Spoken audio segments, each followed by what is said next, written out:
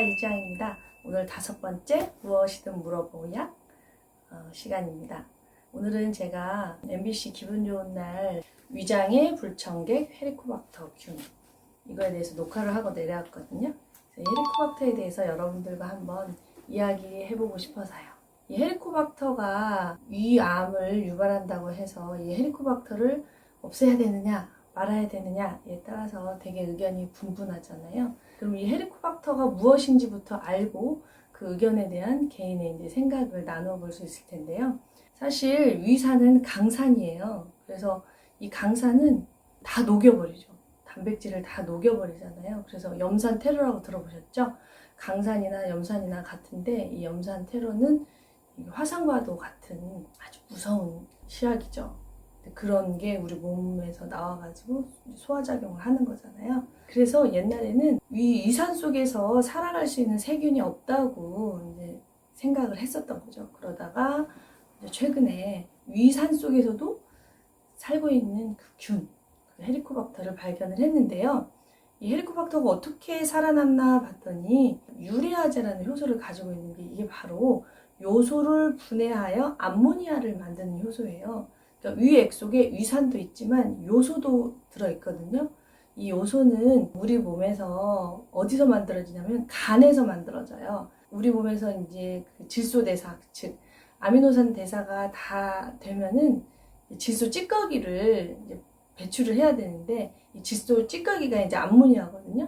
근데 이 암모니아 자체는 굉장히 유독해서 그대로는 못 나가요. 그러니까 간에서 요소 회로라는 어떤 시스템을 통해서 요소로 만들어서 신장으로 한 75% 정도는 배설을 하고 25%는 이제 여기저기서 이제 쓰임을 하는데 이 요소의 역할이 삼투압에 의해서 물을 끌어당기기도 하지만 중화를 시키는 작용도 해요. 위산을 끌어당겨서 몸 밖으로 내보내는 중요한 역할을 하는데요. 그래서 이 요소가 위액 속에도 존재하는 거예요. 강산을 좀 중화하는 그런 역할이겠죠. 그래서 헤리코박터가 암모니아를 발생을 함으로써 위산과 중화를 시켜서 자기 자신을 보호한다고 해요. 그래서 살아남을 수 있다고 하거든요. 참 신기하죠? 생명의 신비예요. 생명력은 생장 조건이 맞으면 어디서나 살 수 있다는 것을 다시 한번 알게 되는데요. 이 헤리코박터는 근데 아주 5,300년 전에 미이라 속에서도 발견이 된다고 하니까 사실은 우리하고 이제 우리하고 인류의 역사와 같이 하는 공생관계에 있는 거죠. 근데 이제 적당히 헤리코박터가 있을 때는 우리도 살고 헤리코박터도 살고 그러는데 문제는 균형이 깨졌을 때 헤리코박터 개체수가 너무 많아지다 보면 이 헤리코박터가 위 벽을 이제 뚫고 들어가기도 하고요. 또 헤리코박터가 생존을 하기 위해서 암모니아를 막 내뿜는다고 했잖아요. 이 암모니아가 암세포의 먹이가 된다고 합니다. 암세포의 특징은 암모니아를 이용해서 성장을 하는 데 있다고 해요. 그래서 위험 발생률이 높아질 수밖에 없는 거죠. 그러나 적당히 우리가 헤리코박터하고 타협을 잘해서 공생을 한다면 암모니아가 중화하는 역할도 하기 때문에 역류성 식도염에 걸릴 확률을 좀 준다고 해요. 참 재밌죠? 그리고 헤리코박터가 위 속에 있을 때 우리의 면역세포들이 이 헤리코박터하고 싸우지 않게 하기 위해서 T 레귤레이터 세포라고 면역세포를 이렇게 조절하는 세포가 있거든요. 그게 활발하게 활동을 하면서 천식 같은 질환이 또 줄어든다고 하니까 손잡고 잘 살기만 하면 큰 문제는 없다고 생각을 해요. 그러나 이제 개체수가 너무 많아지거나 뭐 위암에 유전적인 가족력이 있다거나 또 위험 유궤양을 홀히 알아서 만성염증에 시달린다거나 이랬을 때는 헤리코박터를 제균을 해야 된다고 생각을 해요. 그러니까 헤리코박터를 제균을 해야 될 것인가? 헤리코박터를 제균하는 거는 항생제를 여러 개를 먹어야 되거든요. 그래서 상당히 약이 강해요. 그래서 어떤 분들은 이게 체력이 안 좋을 때, 컨디션이 안 좋을 때 이 제균요법을 하시면 약이 너무 써서 못 먹겠다고 하시는 분도 있고 설사를 쫙쫙 하시는 분도 있고 구토하는 분도 있기 때문에 헤리코박터 제균을 하시려면은 미리 좀 몸이 컨디션이 좋을 때 좀 컨디션 회복을 해놓고 드셔야 얻는 게 더 많을 것 같습니다. 이렇게 헤리코박터는 죄가 없는 것 같고요. 우리 몸하고 균형이 안 맞았을 때 헤리코박터가 힘이 너무 세졌을 때 그때 재균을 하는 것이 맞다고 생각을 하는데요. 그렇다면 헤리코박터가 몸속에 있을 때 어떻게 이 헤리코박터가 세력화되지 않게 우리가 할 것인가 했을 때, 너무 많았을 때는 아까 말한 것처럼 항생제로 재균을 하지만 그냥 평소에는 그 자연식품 있잖아요. 우리가 먹고 있는 그 자연에서 온 식품들에는 항산화 성분이 충분하잖아요. 특히 우리 김치 있죠. 김치에는 파, 마늘, 양파, 생강 이런 천연 양념들이 많잖아요. 이런 것들이 사실은 다 항산화 성분이 많고 위벽을 보호하고 위세포를 복구시키고 이런 기능들이 있기 때문에, 또 더불어서 헤리코박터가 성장할 수 없는 조건을 만들어준다고 하니까 이런 물김치나 백김치, 이제 매운 것은 또 위에 자극이 되니까 또 너무 매우게 담으면은 미생물들이 번식할 수 없는 조건이 되기 때문에 지나치게 매운 건 안 드시는 게 좋잖아요. 그래서 저는 위가 약하신 분들한테, 또는 이제 저도 우리 아이들한테 백김치나 물김치를 잘 먹으라고 권유를 하는 편이거든요.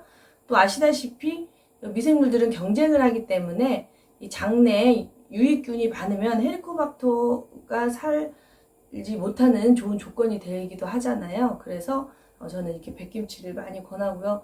또 헤리코박터가 어린 사람보다 나이가 많이 든 그 노인분들에게 훨씬 발병률이 높다고 그래요. 그 이유가 바로 우리 나이가 들면 들수록 노화가 진행이 되잖아요. 근데 몸만 노화되는 게 아니라 몸속에서 우리를 지켜주는 면역세포도 같이 노화가 되기 때문에 이 면역세포가 힘이 없어서 헤리코박터가 몸속에서 살고 있어도 건들지를 못하는 거예요. 면역세포가 헤리코박터를 없애려면은 활성산소를 충분히 쏟을 수 있어야 되거든요. 이 활성산소라는 게 군인에게는 총알 같은 거예요. 그래서 백혈균은 활성산소를 통해서 그 균들을 없앨 수가 있는데, 이거를 도와주는 게 바로 비타민 C라는 거죠. 비타민 C는 두 가지 의미로 상당히 우리에게 의미가 있는데요. 활성산소의 균형을 잡아줘요. 아까 말씀드린 것처럼 활성산소를 만들어서 세균과 바이러스가 싸울 수 있게 도와주기도 하고요. 또 이제 전쟁이 끝난 후에 또 활성산소가 자욱해가지고 도로가 지저분하면 빨리 그걸 치워야 되잖아요. 활성산소를 빨리 환원시켜서 깨끗하게 청소하는 청소부 역할도 하는 거예요. 그래서 활성산소의 균형을 잡아주는 게 바로 비타민 C다. 그래서 위가 약하신 분들은 비타민 C 저용량, 또는 이렇게 요즘은 중성화된 비타민 C도 있어서 속이 덜 쓰리고요. 또 천연 비타민 C는 또 훨씬 속이 덜 쓰려요. 그러니까 이렇게 뭐 헤리코박터 뿐만이 아니라 방광염이 있다거나 감기에 자주 걸린다거나 대상포진이 있다거나, 또는 뭐 암을 예방하는 목적, 여러 가지로 비타민 C를 면역력을 증가시키는 요법에 쓰면 좋기 때문에 헤리코박터에도 당연히 도움이 되겠죠. 근데 이제 위가 나쁘신 분들은 비타민 C가 속이 쓰리다 이래서 안 드시려고 하는데요. 잘 선택하고 용량 조절을 잘 하시면 충분히 이제 드실 수 있다고 생각을 합니다. 그리고 이제 헤리코박터는 부부간에 같이 치료하시는 게 좋아요. 왜냐면 아시겠지만 헤리코박터가 우리나라 사람이 많이 걸리는 이유가 술잔 돌리기, 또는 개인 접시 안 쓰고 탕이나 국을 막 같이 먹는 거, 이런 문화 때문에 이렇게 입에서 입으로 이렇게 전해진다고 하거든요. 또 옛날에는 어른들이 씹어서 아이 입에다가 음식을 주기도 했잖아요. 이제 그럴 때 이렇게 전달이 됐다고 해요. 그러니까 부부 생활을 하면 서로 사랑하기 때문에 또 이렇게 서로 전달이 될 수가 있잖아요. 그러니까 건강검진을 해서 내가 헤리코박터가 나았다? 그럼 배우자도 한번 해보도록 권하는 것도 괜찮아서 같이 재균을 하는 것도 괜찮겠죠? 그리고 이제 헤리코박터가 있을까 없을까 걱정이 됐을 자가진단하는 법이 이제 있는데요. 오늘 방송에서도 제가 말씀을 드렸는데 한 번 더 말씀을 드리자면, 자주 속이 쓰리다, 늘 속이 더부룩하다, 커피를 마시면 속이 아프다, 매운 음식을 먹으면 속이 아프다, 잦은 소화불량 증상으로 잘 체한다, 약을 복용할 때 위장장애가 잘 온다, 밀가루 음식을 먹으면 소화가 안 된다, 변비, 설사 등 배변 습관이 좋지 않다, 양치를 해도 입냄새가 심하게 난다. 이런 분들 이 중에서 한 3가지 정도 해당이 되면 한번 의심할 법하고요. 한 3개월 정도 위험 유궤양 치료했는데도 자꾸 재발이 되면 또 한번 의심해 보시고요. 또 한 가지 증상이라도 계속 지속적으로 반복이 되면 한번 의심해 볼 만하죠. 검사는 병원에서 간단하다 그래요. 그리고 이제 제가 여기서 특이하게 여러분들에게 이제 좀 말씀드리고 싶은 것은 양치를 아무리 잘해도 그러니까 구강 내엔 문제가 없는 거예요. 치과 질환도 없고 그리고 배변 습관도 좋아서 도대체 왜 장이 안 좋으면 또 입냄새가 나기도 한다는 건 상식으로 알고 있잖아요. 그런데 헤리코박터가 위에 많아도 입냄새가 날 수가 있다는 거 여러분이 아셨으면 좋겠어요.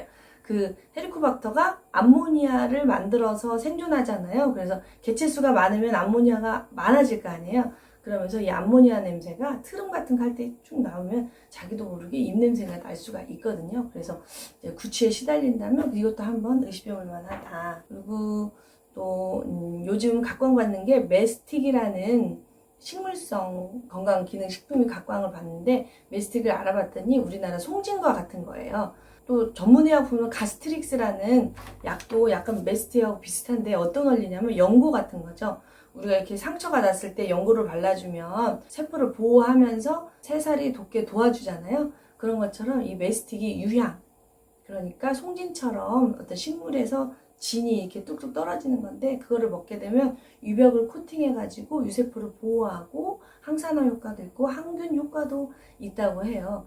근데 생각을 해보세요. 연고를 여기에다 너무 많이 바르면은 다고 해서 빨리 낫는 건 아니잖아요. 그래서 메스틱이 위에 좋다 해가지고 또 너무나 그거를 많이 드시게 되면 연고를 너무 많이 바른 상처처럼 뻣뻣해지고 오히려 좋지 않을 수가 있으니까 전문가와 상의해가지고 조금씩 그 용량에 맞게 상태에 맞게 이용하는 것도 괜찮겠다 하는 생각이 들더라고요. 자, 오늘 재미있는 헤리코박터 이야기 잘 들으셨는지 모르겠는데요.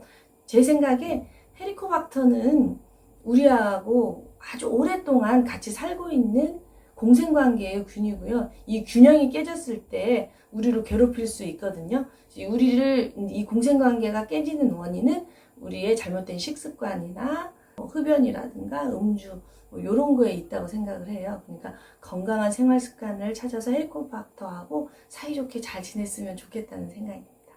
그럼 오늘 여기까지 하겠습니다. 안녕히 계세요.